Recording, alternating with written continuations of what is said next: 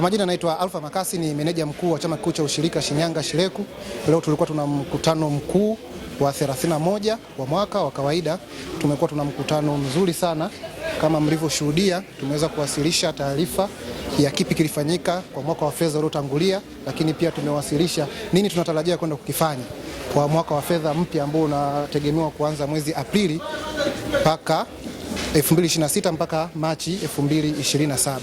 Kubwa zaidi ambalo tumewasilisha kwa wajumbe ni ufufuaji wa kiwanda cha kuchakata pamba kilichopo eneo la Munze, wilaya ya Kishapu. Kile kiwanda kina miaka zaidi ya 20 hakijafanya kazi, lakini bodi ya sasa imeona ni muhimu kile kiwanda kikarudi kukifufua na kwa kufunga mitambo mipya kwa ajili ya kuanza kuchakata pamba katika eneo lile. Na kama unavyofahamu, kwa eneo la Shinyanga wilaya ya Kishapu ndio lenye uzalishaji mkubwa sana wa pamba. Kwa hiyo kukiwa na kiwanda ambacho kilikuwa kinafanya kazi hapo mwanzoni, lakini kwa takriban miaka kadhaa hapa kilikuwa kifanyi kazi, kidogo kilikuwa kimeathiri moja kwa moja uchumi wa wilaya ya Kishapu. Kwa hiyo tuliona hilo ni kipaumbele namba moja ambacho tunaenda kwenda nacho na tumepeleka kwenye mkutano mkuu. Tunashukuru wanachama wameweza kupitisha mpango huo. Kwa hiyo tunategemea pale kufunga mitambo mipya kwa sababu iliyokuwepo kidogo imeshachakaa, na ndio maana tumeomba kibali pia cha kuuza zile vyuma chakavu tuweze kuviuza, kusafisha pale na kuweza kufunga mitambo mipya. Lakini pia si hivyo tu, kulikuwa kuna mradi wa kiwanda cha mafuta ambao uko eneo la viwandani maarufu kama Shoili, ulikuwa umekwama nao kwa muda mrefu. Tumeuleta katika mkutano mkuu, tunawenda kwenda nao. Lakini kwa nyongeza Shireku inahusika na biashara ya mazao mchanganyiko kupitia kampuni yake ambayo ilifunguliwa mwaka jana mwezi wa 6. Sasa tumeleta mpango kazi kwa mwaka huu wa fedha mpya ambao tunakwenda kuanza. Yale mazao mchanganyiko tusiaishie kuyauzia yakiwa gafi, tunataka tuyaongezee thamani, tuchakate ndo tuyapeleke sokoni kuuza.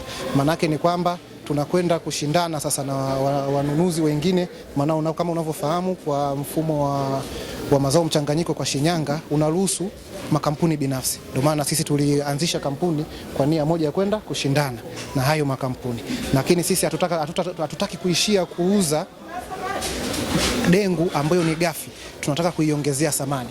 Tumeleta mpango kazi huo, tunashukuru wanachama wameweza kutupitishia pia. Lakini licha ya yote, kama mnavyofahamu pia Shireku ina majengo na magala mengi ambayo yalishajengwa kwa muda mrefu. Yale magala mengi yapo katika kiwango cha uchakavu. Kwa hiyo tumeleta mpango kazi wa kwenda kuyafanyia ukarabati. Sana sana gala la Dar es Salaam ambalo kidogo ni la muda mrefu, kwa hiyo miundombinu yake sana sana miundombinu ya paa kidogo inavujisha, na lile ni gala ambalo linaingiza mapato mengi sana kwa chama kikuu. Kwa hiyo tunaenda kuyafanyia ukarabati baadhi ya majengo na magala ili yaendelee kuwa chachu ya chanzo cha mapato katika chama chetu kikuu.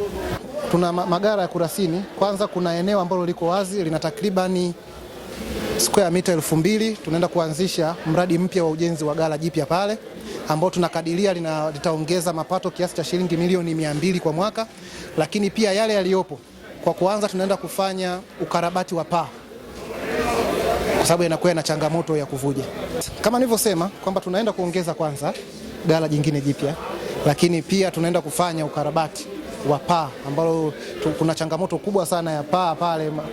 Tunapata malalamiko kadhaa kwamba panavuja vuja. Kwa hiyo tunaenda kufanya ukarabati na tathmini yote ilishafanyika, kwa hiyo ndio watu tumeingiza kwenye bajeti moja kwa moja. Kwa hiyo labda niwaambie wanachama, magala ya Kurasini yanaenda kufanyiwa ukarabati, na kwa mwaka huu wa fedha wa 26-27 tumelenga hasa ukarabati wa paa, lakini pia tumelenga kwenda kuongeza gala jingine kwa sababu kuna eneo pale lina takribani square mita 2000. Kwa tutaongeza pale gala jipya na ambalo litachangia mapato inakadiriwa kufikia milioni 200 kwa mwaka. Naweza nikasema ni mali halali ya Shireku kwa sababu hakuna utaratibu wowote uliofanyika wa kuhamisha umiliki kutoka kwa Shireku kwenda kwa taasisi nyingine. Wanachama wasiwe na hofu. Kwanza niwapongeze chama kikuu cha Shireku ambacho leo kimefanya mkutano wake wa 31, ikiwepo na mipango mizuri ambayo wameweka na mikakati ambayo inaweza ikawainua kwa sasa na chama hiki kujikwamua pale ilipokuwa kimekwama.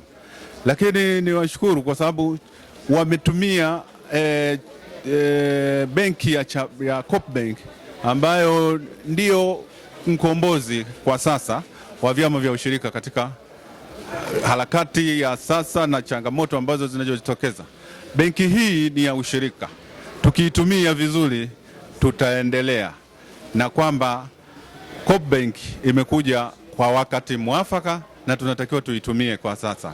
Kwa jina naitwa Kennedy Mwai, ni mmoja miongoni mwa afisa katika benki ya ushirika, ni afisa wa mahusiano msaidizi tawi letu la Tabora. Moja miongoni mwa malengo tulionayo kama benki ya ushirika ni kusaidia wakulima ili waweze kujikwamua katika hali yao ya kiuchumi, na kwa sababu benki hii imekuja mahususi, na malengo yetu ni kuhakikisha kwamba kila mmoja ananufaika kupitia benki ya ushirika, hasa katika sekta hii ya kilimo, na wala tulengi wakulima peke yao, pamoja na wadau mbalimbali wakiwemo wafanyabiashara, waajiriwa, serikalini, sekta binafsi, wote wananufaika. Na kwa mfano katika kipindi hiki na msimu huu tuna product mpya ambayo tumeleta sokoni.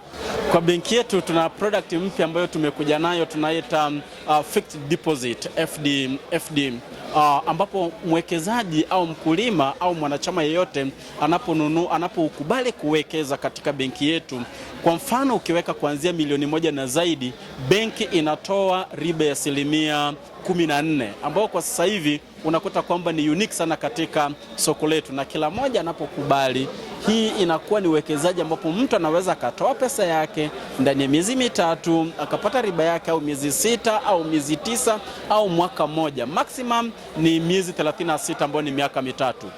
Wito wangu kwa wanachama kutumia benki yetu ya ushirika kwamba benki ni ya kwao na faida zake ni nyingi, ikiwa ni pamoja na unafuu unaopatikana, ikiwa riba zetu zinakuwa ni safi sana, hasa wanaowekeza. Kwa hiyo chama chochote tunawasihi na kualika waweze kununua hisa katika benki yetu, lakini vile vile kukubali kuwekeza katika product ambayo tumeileta, ambayo itakuwa na manufaa kwa ajili ya uchumi wao, ili uchumi wa nchi yetu uweze kukua kwa ujumla wake. Nipongeze sana kwa hatua ambazo mmekuwa mkizichukua na kwa kazi kubwa ambayo imekuwa ikifanywa na SHIRECU. Hongereni sana. Lakini ingawa napongeza, mimi kuna baadhi ya vitu nimekuwa mara nyingi napenda sana kuvizungumza, hasa ninapokutana na viongozi. Na hapa nimefarijika sana kuona kwamba nakutana na viongozi, maana hapa nilikuwa naangalia nyinyi ambao ni washiriki, naona mwenyekiti kwenye vyama mbalimbali, na najua hata wakishapu hapo. Kishapu mpo? Ndugu zangu, leo tuko kwenye mkutano mkuu. Mimi naomba tu niwahusie jambo moja. Tujitahidi sana. Tutende haki na tujue jambo moja, kwamba kwenye kutenda haki tunawekeza kwa sisi wenyewe ambao tuko hai, lakini hata kwa vizazi vyetu. Mheshimiwa Mwenyekiti, ninasema hivyo kwa sababu mimi nimekaa pale bungeni kwa muda mrefu kidogo, tangu mwaka 2005, zaidi ya miaka 20. Moja kati ya changamoto ambazo zimekuwa zikija kwenye Wizara ya Kilimo ni masuala ya ushirika, vyama vya ushirika, vyama vya msingi kwenye mazao mbalimbali, kwenye korosho, kwenye kahawa, kwenye pamba, kwenye maeneo mbalimbali. Lakini jambo kubwa huwa linakuwa ni ubadhirifu. Mimi nilikuwa naomba sana.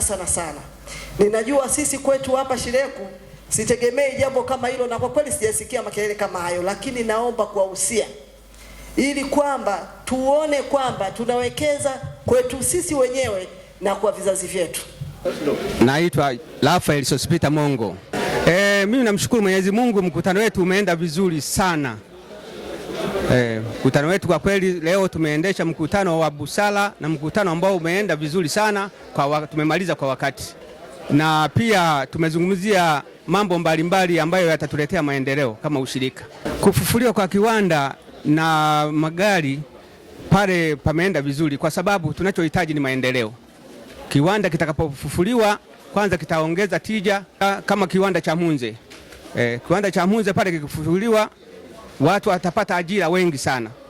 Na tunaomba sana kile kiwanda, sababu kile kiwanda ndio kinazunguka sehemu kubwa iliyo pale. Kwa hiyo itaongeza sana uzalishaji, pia itaongeza watu kupata ajira.